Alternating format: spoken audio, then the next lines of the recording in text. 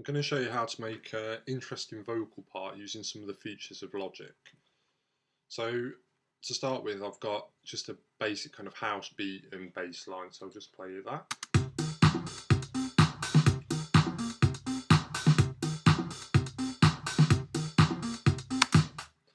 Right, then I'm going to add a chopped up vocal. So I've got an a cappella from a Destiny's Child record, so I'll just play you that.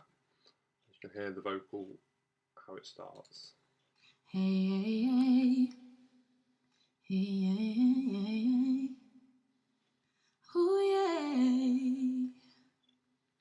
It's over and done, but the heartache lives on inside.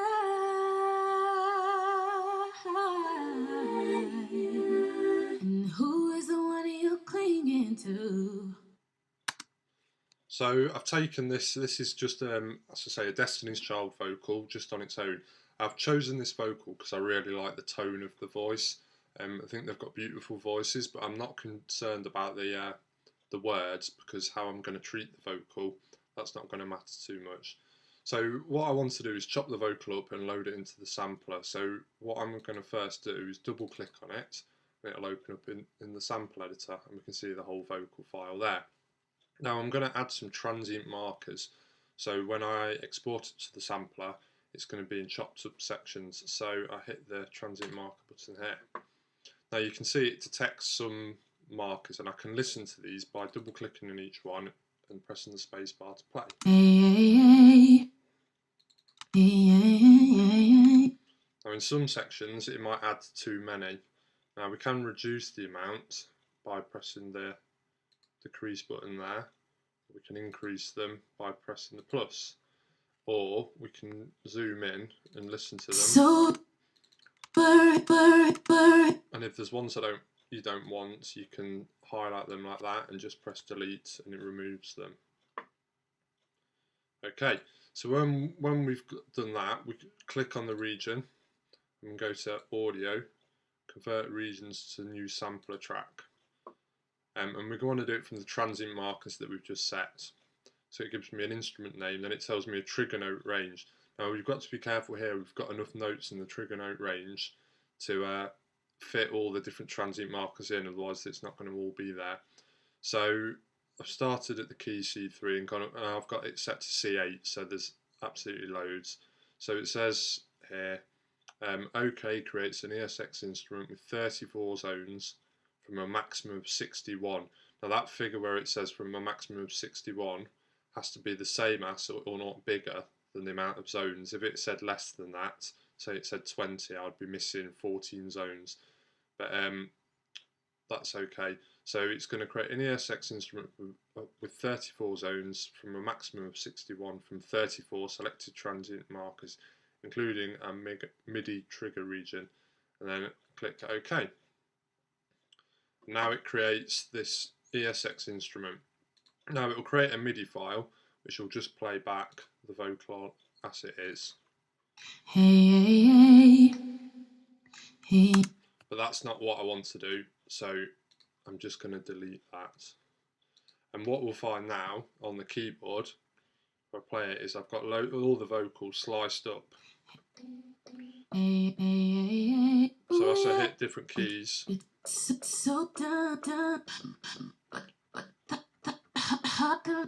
right, yeah, hit different keys and there's lots of different parts of the vocal there. Now I've got one that I just did before, that I got it chopped exactly as I wanted to, and it takes a bit of trial and error with this sometimes. Okay, so this is my my track where it's chopped just how I want it.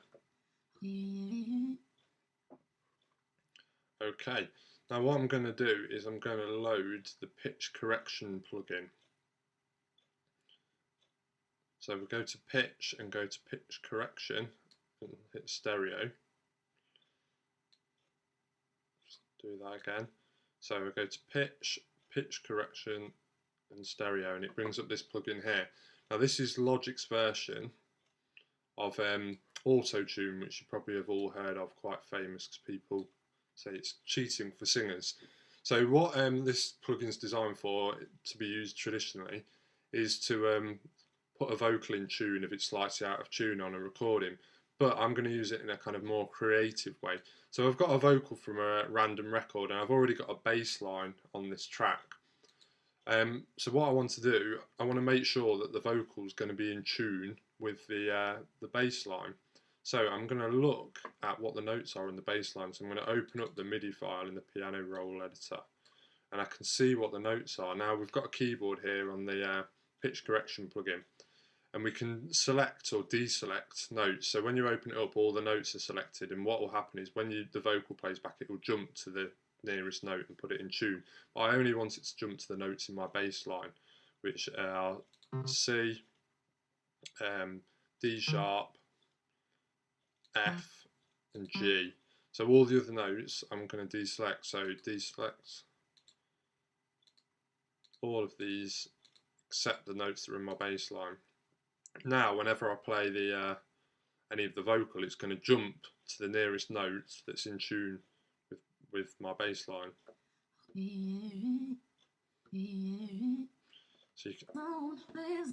So sometimes it'll create a bit of a strange effect, and you can see it's tuning it. It shows you the correction amount at the bottom.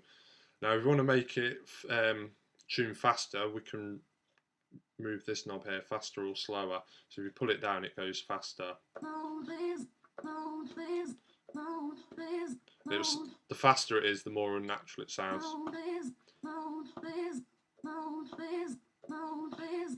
Okay, so now we can begin to record a part.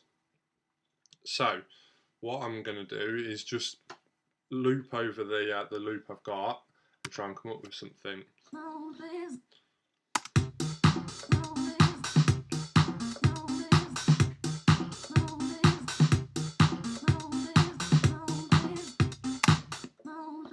Right, so I like the sound of those two notes. So I'm going to start with that, and then I'm going to use a bit of a call and response technique. So that's going to be my call, and then I need to find a response. So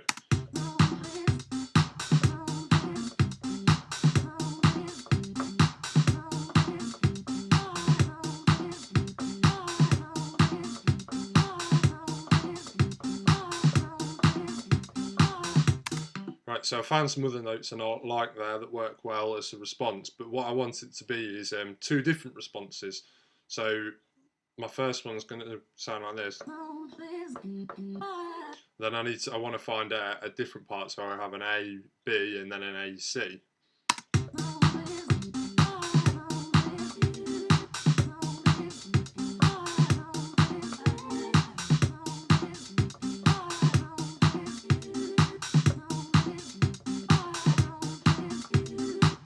So I quite like that note there.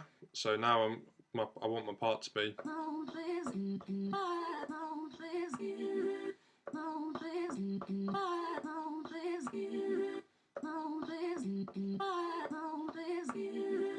Okay, so now I'm going to have a go at recording that. So I'm going to press R to record.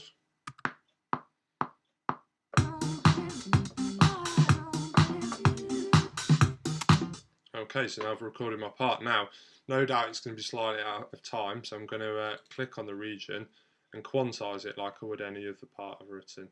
So I'm going to try a 60-note quantize value from the menu, and we'll see it will jump in. So now I'm going to have a listen back and see if that's as I want it. So see if the quantizing's got it, or I might need to edit it further.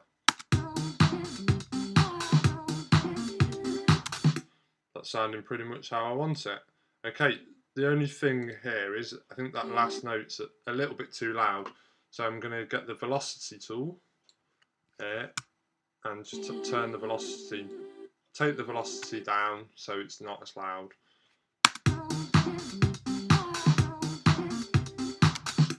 Taking it down a little too much, so I'll turn it up again.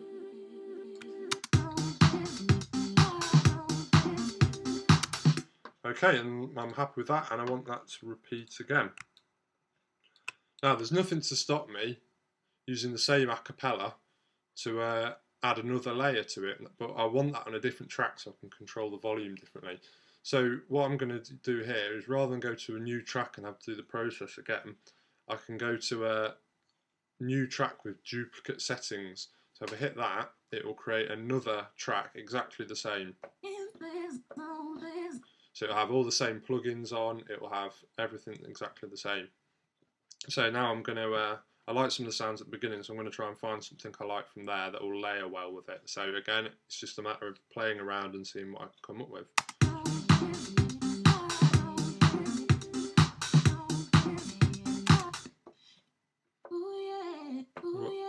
I really like that one.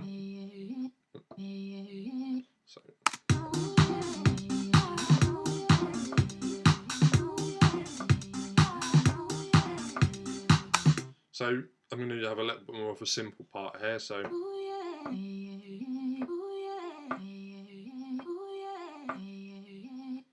okay, so I'm going to record that.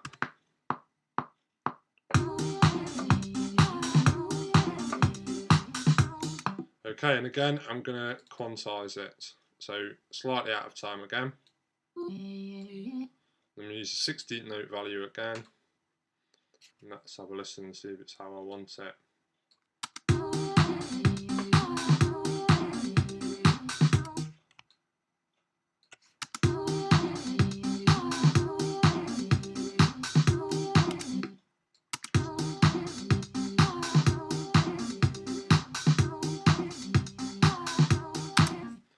So what I've basically done is taken something that was definitely Destiny's Child and chopped it up and kind of collaged it together to make something that I feel is very much more mine. And it doesn't reflect the words of the Destiny's Child thing. There's one thing you need to watch out for though. Occasionally you'll get some clicks and pops where the sample cuts off a bit too quickly. So if you go into the sampler, you'll find over in the right hand corner there's a section called envelope 2 and there's an A and an R control. That stands for attack and release. And if we just move these up slightly, it will just mean we don't get any clicks and pops. So if you just do that, that will just make sure it's nice and safe and sound and it won't get any nasty clicks and pops.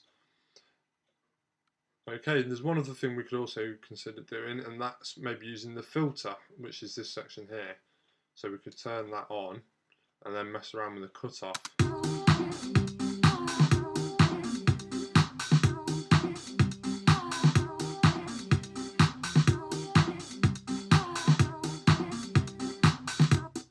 So we could do that on either track. So I'll play this one on its own. Turn the filter on.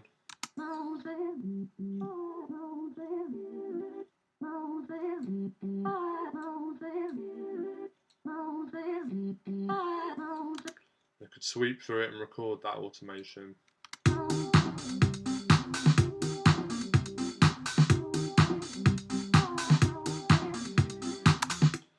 There we have some classic vocal chops using an a cappella.